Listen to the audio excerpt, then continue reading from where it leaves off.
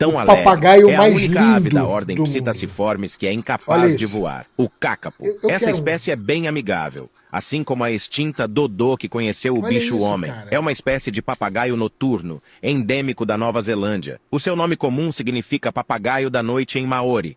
O cácapo é uma ave em perigo crítico de extinção. É uma das aves mais raras do mundo. É Olha esse considerado um bigodinho tesouro dele. nacional da Nova Zelândia. Ele é ativo principalmente durante a noite e possui um estilo de vida terrestre, vivendo no solo da floresta. O cácapo Solo da é floresta. incapaz de voar devido Não às voa. suas asas pequenas em relação ao tamanho do corpo. Em vez disso, ele utiliza suas asas para equilíbrio e movimentação durante a corrida. Essas aves têm Olha um ele sistema correndo. de comunicação único, incluindo chamados estridentes e sons de boom profundos que podem ser ouvidos a longas distâncias. O cácapo é conhecido por ser uma das aves mais longevas, podendo viver até 90 anos. Eu quero um cácapo, velho. Aliás, ele está em perigo crítico de extinção. Tem cerca de 200 indivíduos na natureza. Eu não sei por que isso não virou pet, velho. Porque seria uma das grandes chances da gente tirar esse animal de extinção. A criação ex situ, criação em um zoológico ou até mesmo como um animal de estimação. Porque não é possível, cara. Só tem 200 indivíduos lá na Nova Zelândia? Pois é. Ele foi sendo extinto ao longo do tempo. E eu vou explicar por que isso. Olha, quando você está falando de um animal de 3 a 4 quilos, você está falando de um animal que é quase o tamanho de uma galinha. E aí, voar é realmente um problema. O cácapo, ou cacapo, é um animal noturno. E se você reparar bem no bico dele, tem uns bigodinhos assim, que lembra muito a coruja. É uma espécie de vibriça. Essas penas especializadas servem para ele sentir as coisas. O cácapo é herbívoro, mas também pode se alimentar de pequenos insetos, que ele mesmo coleta.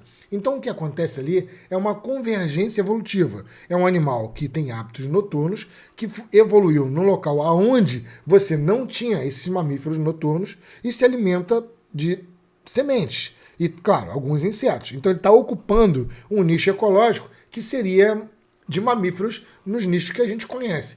Como não tinha mamífero onde ele existia, ele vivia muito bem ali. O problema foi com a chegada do ser humano lá. E aí os maores, lá na Nova Zelândia, começaram a utilizar o cacapo como fonte de alimento.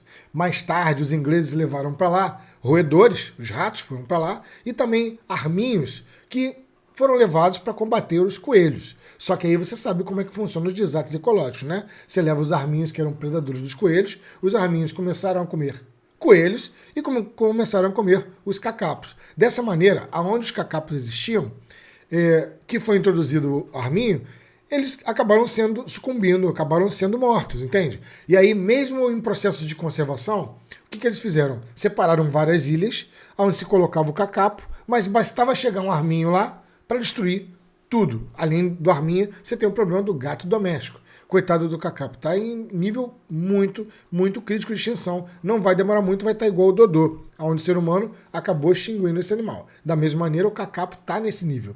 Talvez a criação ex situ servisse, né, para ajudar nisso. Olha, esse animal, cara, é muito diferente. É considerado o mais bonito de todos os papagaios. Ele também está relacionado a uma árvore chamada rimo. É uma conífera. Essa árvore, ela dá umas sementes coníferas, tá? Parente dos pinheiros. Essa árvore, ela tem uma reprodução de 3 a 5 anos. E aí ela produz muitas sementes. E a reprodução do cacapo também está relacionado à reprodução da árvore rimo. Então, assim, ele não se reproduz todos os anos. No momento da reprodução, os machos fazem uma espécie de arena. Ou seja, eles se juntam em uma arena de mais ou menos 7 km de diâmetro. E nessas arenas, eles vão de canto em canto, fazendo uns barulhos, sabe? E as fêmeas são atraídas para lá.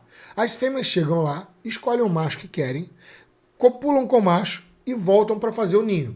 E aí que está o problema. Porque como elas não são aves monogâmicas, a fêmea é quem cuida do ninho e não o macho. E de noite, ela precisa sair do ninho para se alimentar. Ela deixa os ovos sozinhos.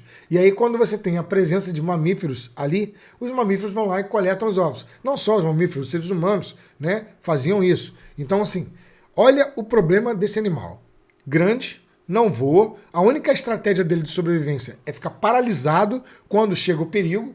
E isso funciona muito bem, porque as águias que lá existem não conseguem enxergá-lo muito bem. Ele também tem um cheirinho muito diferente, que lembra flores com mel. Isso para os mamíferos, ó, maravilhoso de achá-lo. Para as águias que não seguiam pelo olfato para predação, não tinha problema nenhum. Mas para os mamíferos, meu irmão, isso aí é fonte certa de alimento. Então veja, é um animal grande, não voa, a única coisa que faz é ficar parado quando está na frente do perigo. A fêmea coloca os ovos sozinho e abandona o ninho, e ele só se reproduz de 3, né, no ciclo do rimo.